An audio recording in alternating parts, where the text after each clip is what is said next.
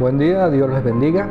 Por acá les habla José Ignacio Rojas, siervo del Señor y siervo de la Iglesia del Señor, uno en Cristo en Maracay, Venezuela. El día de hoy vamos a estar estudiando, vamos a empezar una serie de sermones, de predicaciones ubicados en el libro de Apocalipsis. Vamos a estar estudiando la serie de las 7 iglesias y vamos a comenzar esta serie con la primera iglesia mencionada en esta serie, la iglesia de Éfesos, que la encontramos en el libro de Apocalipsis capítulo 2, versículo del 1 al 7.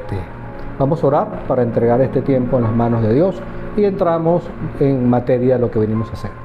Señor, esta mañana, este día hermoso, te damos gracias y entregamos este tiempo en tus manos para que hagas de acuerdo a tu voluntad en medio de cada uno de nosotros y quienes van a recibir este mensaje. Espíritu Santo, te ruego que te muevas en medio de tu pueblo, convenzas tú de verdad y seas tú llevándote toda la gloria y toda la honra en el nombre de Jesús. Amén. Como menciono, vamos a estar iniciando en el libro de Apocalipsis capítulo 2, versículo de 1 al 7. Si tienes tu Biblia me puedes acompañar ubicándote allí en este texto que vamos a estar estudiando el día de hoy. Y para entrar en contexto vamos a hacer una introducción o un prólogo para iniciar este mensaje de la serie a las 7 iglesias. Apocalipsis, la revelación de Jesucristo. Apocalipsis significa revelación, quitar el velo a lo que está velado, y nos describe cómo será el final de los tiempos entre esta lucha del mal que ya está vencido y que fue vencido por Jesucristo en la cruz del Calvario, prevaleciendo y en contra de todo lo que representa el Señor Jesús. Este mal ya vencido. Vemos que es un mensaje a su siervo Juan en la isla de Patmos, en donde fue escrito este libro, a quien se le aparece el Señor Jesús de manera majestuosa, diría yo, de manera extraordinaria y con una descripción poderosa, así tal y cual como vemos ahora en las películas de los superhéroes de Marvel. Ya vamos a llegar allí. Comenzamos en el versículo 4, vamos a hacer un prólogo, una introducción desde el capítulo 1 de Apocalipsis para entrar en materia. El capítulo 1 y del versículo 4 en adelante dice lo siguiente: Juan a las 7 iglesias que están en Asia, gracias a ustedes y paz de parte del que es y que era y que ha de venir, y de parte de los 7 espíritus que están delante de su trono, y de parte de Jesucristo, el testigo fiel, el primogénito de entre los muertos, y el soberano de los reyes de la tierra, al que nos ama y nos libró de nuestros pecados con su sangre, y nos constituyó en un reino, sacerdotes para Dios su Padre. A él sea la gloria y el dominio para siempre jamás. Amén. He aquí que viene con las nubes, y todo ojo lo verá, aun los que le traspasaron. Todas las tribus de la tierra harán lamentaciones por él. Sí, amén. Vamos ahora al versículo 9. Juan ve al Hijo del Hombre en visión, es el título en esta versión que estoy leyendo. Yo, Juan, su hermano y copartícipe en la tribulación y en el reino y en la perseverancia en Jesús, estaba en la isla llamada Patmos por causa de la palabra de Dios y del testimonio de Jesús. Dice Juan, yo estaba en el Espíritu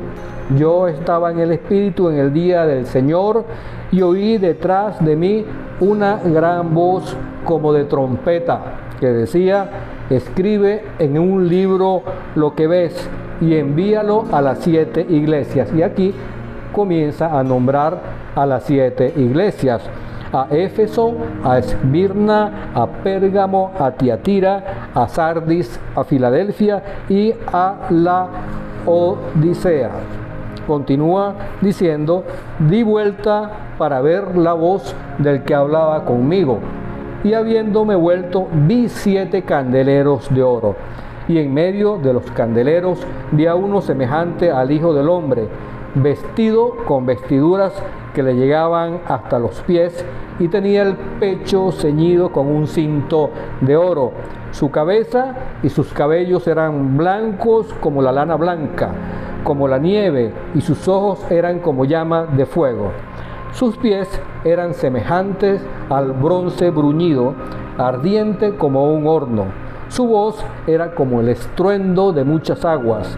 Tenía en su mano derecha 7 estrellas, y de su boca salía una espada aguda de 2 filos. Su rostro era como el sol cuando resplandece en su fuerza.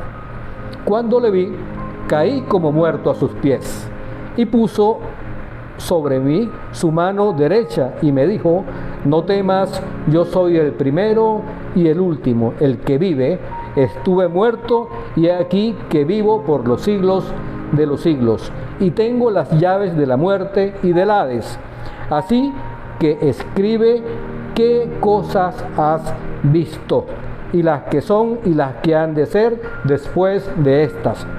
En cuanto al misterio de las 7 iglesias que has visto en mi mano derecha, y de los 7 candeleros de oro, las 7 estrellas son los ángeles de las 7 iglesias, y los 7 candeleros son las iglesias, son las 7 iglesias. Se dice que el número 7 es un número perfecto, se dice que es el número de Dios, y se le atribuyen varias simbologías. Por ejemplo, Dios dijo a los israelitas que caminaran alrededor de Jericó durante 7 días seguidos, y una vez hecho esto le dieran 7 vueltas. También podemos verlo cuando Pedro le pregunta a Jesús cuántas veces podía perdonar a alguien, y la respuesta del Señor Jesús fue: hasta 7 veces, y si no, 77. A Dios le tomó 6 días hacer el mundo, y el 7º descansó. Son diferentes atribuciones, simbología que especulan sobre este número remarcado en varias ocasiones en la palabra de Dios. Vamos ahora a entrar en el capítulo 2 de Apocalipsis, versículo del 1 al 7. Mensaje para la iglesia de Éfeso. Hay un mensaje en este texto para un destinatario específico que representa a la iglesia de Éfeso, al ángel de esta iglesia, a quien le fue otorgada dicha responsabilidad. Se dice que los ángeles de las iglesias en sentido figurado son los pastores, los ancianos o aquellos a quien Dios le entregó esta misión y esta gran responsabilidad para llevarla adelante, a quien encarga a entregar su mensaje, sus mensajeros aquí en medio nuestro en la tierra, siendo esta representación de un ángel en sentido figurado, así como la Biblia menciona sus santos, que son todos los que conforman su cuerpo. De la misma manera, en sentido figurado, se habla del ángel de la iglesia. Pero este mensaje no es particularmente para una persona, sino para una iglesia completa, la iglesia de Éfeso en ese contexto, entregada por Dios a través de Juan a este ángel de la iglesia. Dice la palabra: el que tiene las 7 estrellas en su mano derecha, el que camina en medio de los siete candeleros de oro, dice estas cosas. Ya vimos en los versículos anteriores que leímos para la introducción o el prólogo que el mismo Señor devela este misterio de las 7 estrellas y de los 7 candeleros en su mano derecha. siendo los ángeles de las 7 iglesias y los 7 candeleros son las 7 iglesias. Dice el versículo 2, yo conozco tus obras, tu arduo trabajo y tu perseverancia, que no puedes soportar a los malos, que has puesto a prueba a los que dicen ser apóstoles y no lo son, y que los has hallado mentirosos. Mensaje poderoso de Dios que se adapta en el contexto de los tiempos. El mensaje de Dios trasciende la historia. El mensaje de Dios trasciende los tiempos.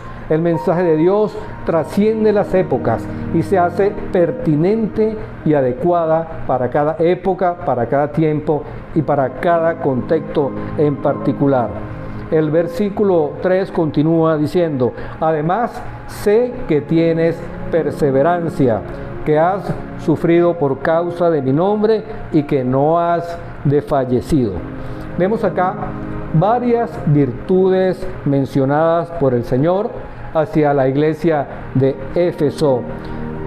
Vemos que es una iglesia activa, una iglesia con obras, una iglesia trabajadora, no una iglesia floja ni perezosa, una iglesia que se describe de arduo trabajo, esforzada en medio de las dificultades, perseverante, firme y constante en su compromiso con la obra del Señor en medio de todas las adversidades que se les habían presentado en su contexto.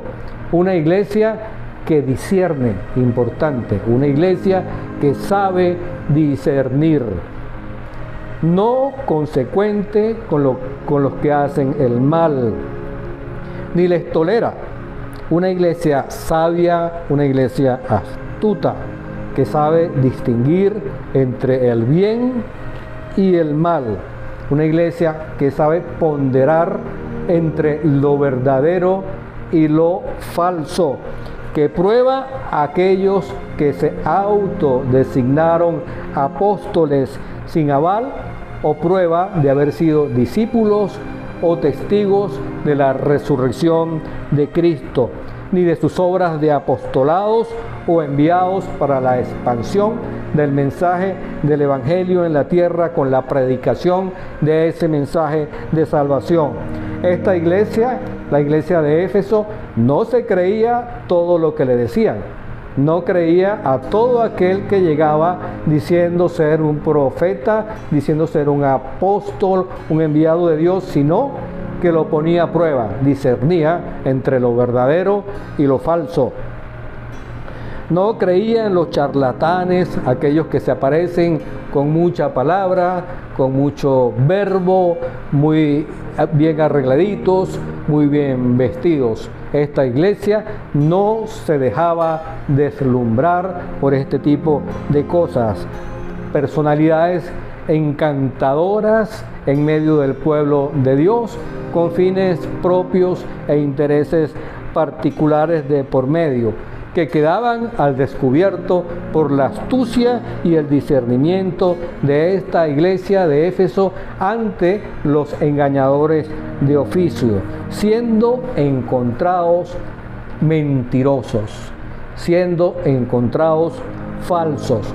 Una iglesia sufrida por el nombre de Jesús, pero perseverante y constante en su arduo trabajo por la obra del Señor. Y el versículo 4 nos dice, sin embargo, espero, sin embargo, a pesar de todas estas virtudes, dice el Señor, hay algo que tengo contra ti. Tienes virtudes hermosas que el Señor las reconoce, las exalta, pero sin embargo, dice el Señor, hay algo que tengo contra ti. Está bien todo lo que haces y se evidencia este reconocimiento del Señor, pero hay algo que acá no va bien y que no es de forma, no es algo de forma, y que son o pudieran ser las consecuencias de las obras, sino de fondo. Quizás las prioridades de esta iglesia se han distorsionado, se han perdido, no armonizan con las virtudes, causando notas que distorsionaban. Todo lo anterior la describe como una iglesia virtuosa, pero hay algo primordial, hay algo vital que esta iglesia perdió, y es, dice el Señor, que has dejado a tu primer amor. Has dejado a tu primer amor. Razón, obras, arduo trabajo, activismo, desenfoco de lo vital, pérdida de rumbo, no saber priorizar entre lo urgente y lo que debe prevalecer, descuido, etc. Podría haber muchos motivos y muchas razones por lo que la iglesia de Éfeso perdió su primer amor, y es un llamado de atención del Señor. Amor que no debemos permitir que se enfríe. Con el pasar del tiempo, la madurez de los años, ya no se trata de una emoción, ya no se trata de un amor a primera vista, sino que esto se convierte en un amor maduro, debe convertirse en un amor maduro, un amor verdadero, un amor duradero y un amor vital. Y el amor debe cultivarse, cuidarse, priorizar en gratitud a nuestro Señor su incondicional amor sin comparación, un amor único de Jesús con su creación, y que debe enseñarse. Es nuestra responsabilidad enseñarlo, compartirlo con aquellos que tanto lo necesitan, aquellos que están tan carentes de amor, de afecto, de cariño verdadero, o no conocen de Jesús como su Salvador. Esta es parte de nuestra misión: amar al Dios de las obras por sobre todas las cosas, al Señor por encima de todo, teniendo presente este hermoso mandamiento que nos dejó Jesús por allá en el Evangelio de Mateo, capítulo 22, versículos 37 y 39. Recordemos que este mandamiento nos dice lo siguiente: Jesús le dijo: amarás al Señor tu Dios con todo tu corazón y con toda tu alma y con toda tu mente. Este es el primer y grande mandamiento, y el segundo es semejante: amarás a tu prójimo como a ti mismo. Continuamos en el versículo 5. Recuerda, por tanto, de dónde has caído, arrepiéntete y haz las primeras obras. De lo contrario, yo vendré pronto a ti y quitaré tu candelero de su lugar si no te arrepientes. No olvidemos de dónde hemos salido.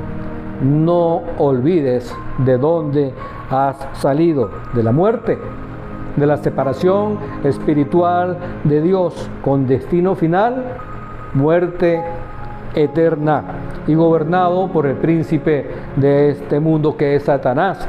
De allí el Señor te sacó, de allí el Señor nos rescató.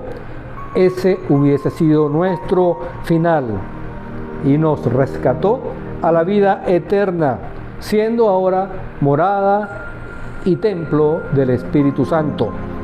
Primera de Pedro 2:9, este hermoso versículo que nos alienta, nos anima y nos da esperanza, nos dice lo siguiente: mas vosotros sois linaje escogido, real sacerdocio, nación santa, pueblo adquirido por Dios, para que anunciéis las virtudes de aquel que os has llamado, que os rescató, dicen otras versiones, de las tinieblas a su luz admirable.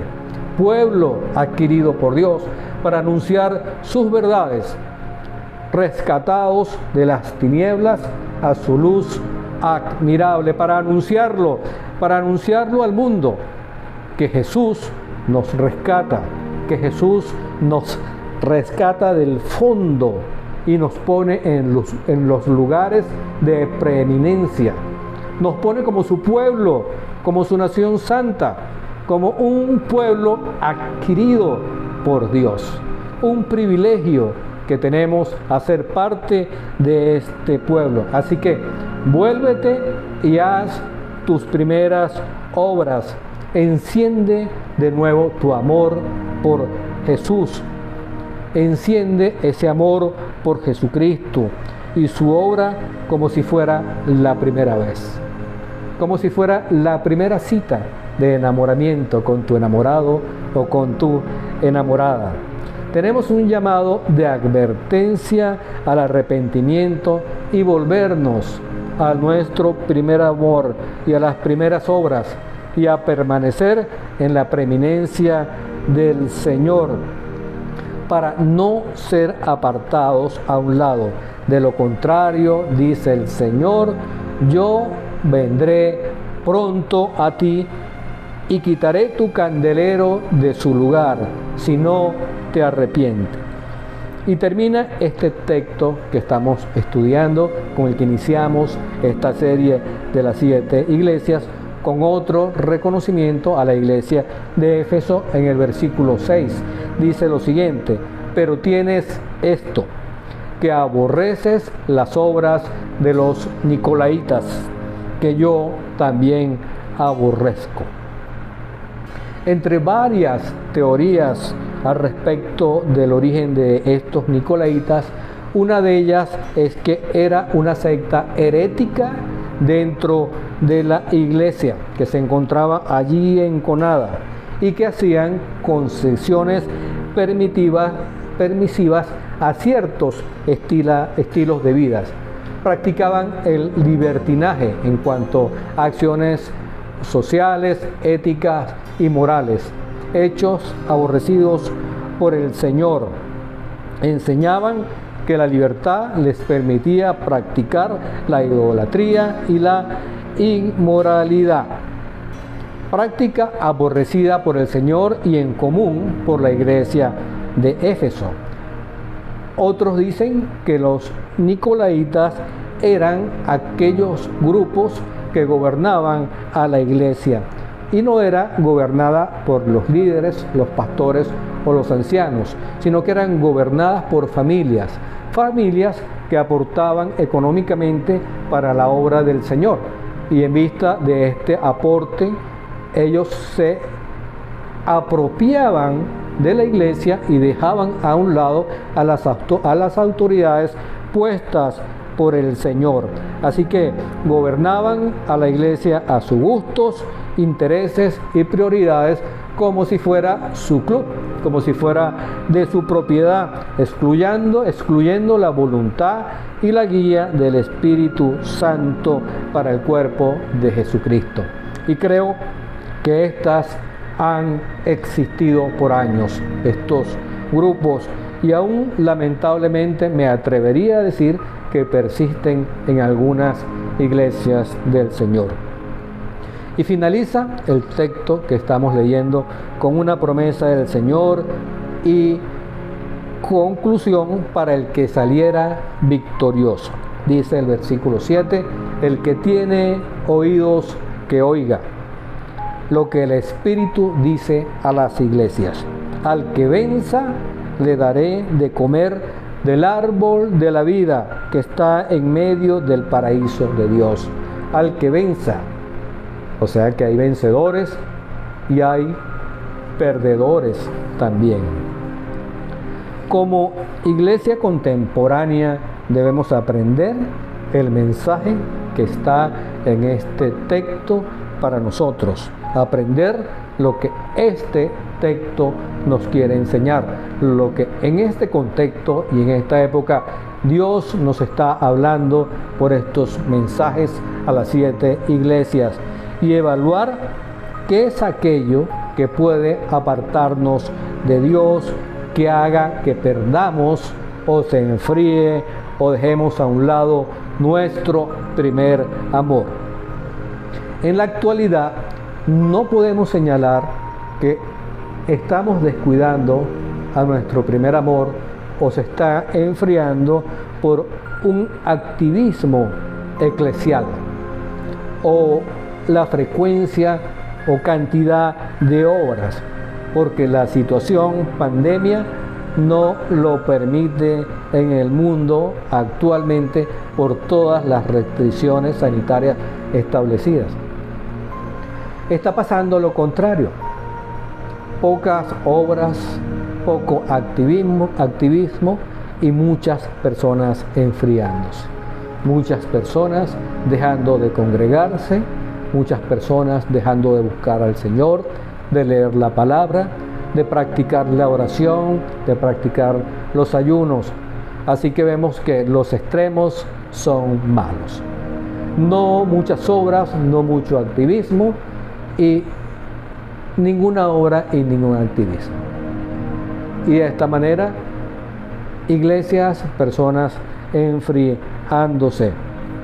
Puede ser por un desenfoco, distracciones generadas adicional a este virus creado por el hombre, la sutil implementación del nuevo orden económico, social y moral en el mundo, las distracciones que el mundo y el sistema nos ofrece, la vanidad, nuestros intereses personales, familiares o colectivos, antes que las cosas del Señor, enfriándose nuestro primer amor y dejándolo a un lado, priorizando nuestros intereses, siendo infieles, ingratos a lo que debemos buscar, en donde debemos tener gratitud, que es ese amor incondicional del Señor por cada uno de nosotros.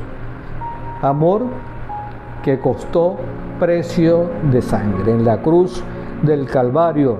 Ese amor que debe prevalecer en nosotros por encima de todas las cosas, incluso tus cosas particulares.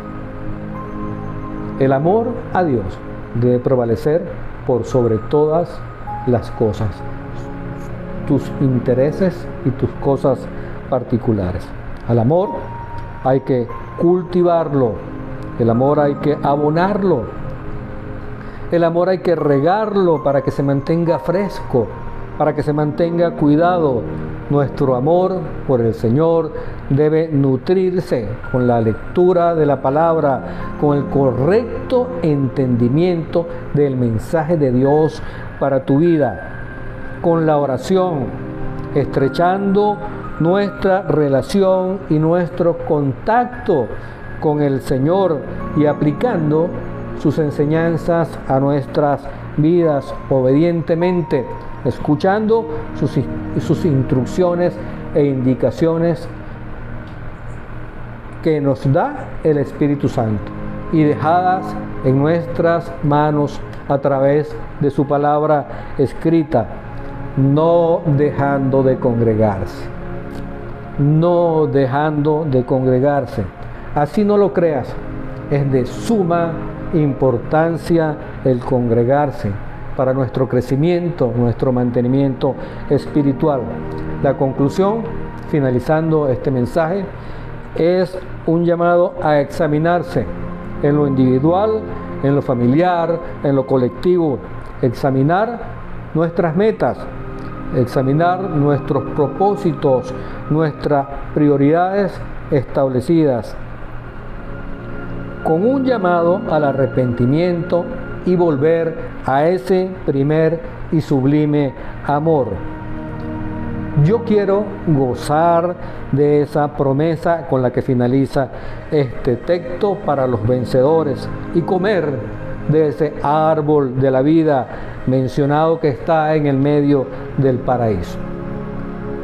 Tú que me escuchas, tú que me ves, debemos volver a nuestro primer amor. Debemos mantener por todos los medios ese primer amor encendido en nuestro corazón. Debemos esforzarnos debemos luchar, debemos vencer las batallas, adversidades y tentaciones que se nos presentan cada día con el fin de enfriarnos, con el fin de enfriar nuestra relación y amor con nuestro Señor Jesucristo. Y que seamos, como dice la palabra, vencedores en este caminar con el Señor y seamos esa iglesia amada, esas personas amadas por Dios y victoriosos en el nombre de Cristo Jesús. Que Dios te bendiga.